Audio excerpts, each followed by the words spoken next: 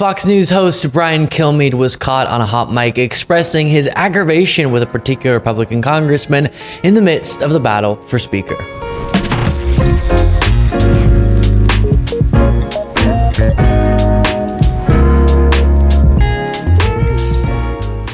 Bacon.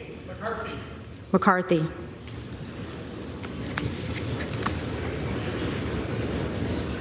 Dumbass. That was Fox News host Brian Kilmeade responding to the first vote against Jim Jordan during the vote for Speaker, where things stand now. Jim Jordan has failed to become Speaker after that first vote and is still trying to coalesce support. And Republican Representative Don Bacon wasn't sold on Jordan for the position during the first vote, so he voted for Kevin McCarthy, who is not even technically in the race. That, as you just heard, was not something Brian Kilmeade was happy with. Now, I think the moment we're in really exemplifies what we've been discussing for some time now in regard to this whole debacle. For the first time in a while, almost unanimously, Republicans and surrogates of the Republican Party are feeling embarrassed. Even though the Republican Party has not been a serious governing party for a while now, this time it's on full display in a dramatic and very newsworthy fashion. Americans are seeing this disaster and judging Republicans for it. And so people like Brian Kilmeade just want the humiliation to stop. Gosh darn it, can Republicans just pick a dang speaker?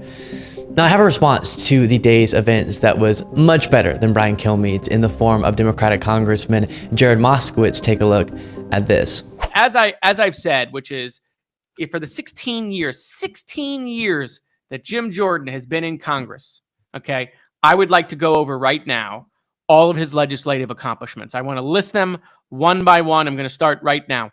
I'm finished.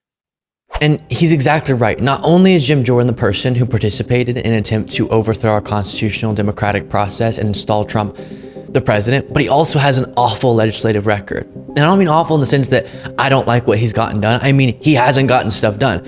We had an article a little while ago on LukeBeasleyShow.com about this. Josiah wrote, comprehensive studies from the University of Virginia and Vanderbilt have determined that Jordan is perhaps the least legislatively effective lawmaker in Congress, despite the fact that he's been there for 16 years. In other words, he very rarely supports legislation, and when he does, it almost always fails. But simply, Jim Jordan is the walking embodiment of all this wrong with the modern Republican Party. He's a loud, persistent, and aggressive propagandist, but more importantly, he's a terrible legislator, negotiator, and producer of substantive, materially beneficial results for his constituents.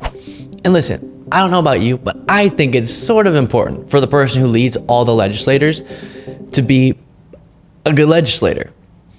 But Republicans appear to be going in a different direction. Another notable moment from the speakership battle, this coming from Elise Stefanik expressing her support for Jim Jordan. And when she brings up his past in wrestling, you can hear audible gasps and heckles, no doubt surprised that that past will be brought up when it's so heavily associated with the credible allegations against Jim Jordan, that he ignored or even covered up sexual assault by the team doctor when he was an assistant coach at Ohio State. Jim is the voice of the American people who have felt voiceless for far too long. Whether as Judiciary Chair, conservative leader, or representative for his constituents in West Central Ohio, whether on the wrestling mat or in the committee room, Jim Jordan is strategic, scrappy, tough, and principled. He is a mentor, a worker, and above all, he is a fighter. And the American people know, we know, that Jim Jordan is a winner on behalf of the American people. And then it seems the consistent, rare voice of reason in the Republican Party these days is Representative Ken Buck, who is so conservative, so conservative, but is able to say, maybe we should choose people who are committed to our democracy and don't spread lies about our elections.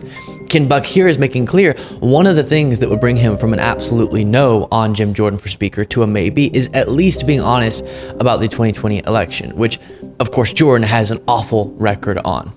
Or not, what could he do now? I think it's really important that the Republican Party state unequivocally that President Trump lost the 2020 election. I think it's important that we recognize what happened on January 6th, and Jim does. When we talked tonight, he absolutely recognized that January 6th was a disaster. It was terrible. There's no excuse for it. But the events leading up to January 6th, I think, are important for us to just get our hands around, and for Jim and all of us to say this isn't the way we want to conduct business in the future. So if Jordan were to say Donald Trump lost the election, you would be a yes vote? I would get closer to yes. I have asked him in conference in front of other people, and the best answer I've gotten at this point is I just don't know. So if not Jim Jordan. I've said it so many times and I will continue to. It is truly stunning that this even has to be a conversation. Hey, did you or did you not participate in an effort to overthrow our constitutional process to keep someone in the White House who lost the election? We talked about yesterday the fact that Jim Jordan was trying to get Mike Pence to pretend the electoral count from certain states was 0 to make Trump the president. Just with a wave of the hand, say, hey, those millions of voters in numerous states, yeah, y'all don't count and Biden loses now. And so while it is such a low bar that Kim Buck is crossing, so many of his colleagues fail to even get there. Pretty disturbing. And final clip we'll look at here is Democratic Congressman Pete Aguilar speaking out against Jim Jordan for Speaker on the House floor.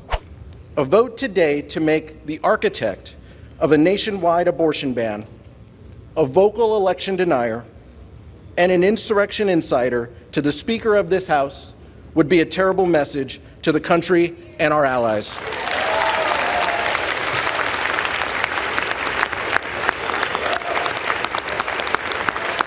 And of course, Pete Aguilar is 100% correct. Before you go, don't forget to become a member at lukebeasleyshow.com/membership, where you will now be getting access to a daily bonus show, an entire bonus show Monday through Friday exclusively for our members. Plus, follow me on Threads. I've been saying this wrong in a couple of the past videos. This is Luke Beasley Official on Threads, just recently getting active there. Instagram also Luke Beasley Official, Twitter or X at Luke P. Beasley, and sign up for the Beasley Brief, a daily morning newsletter summarizing the previous day's events by going to lukebeasleyshow.com/brief. And I'll see you all in the next video.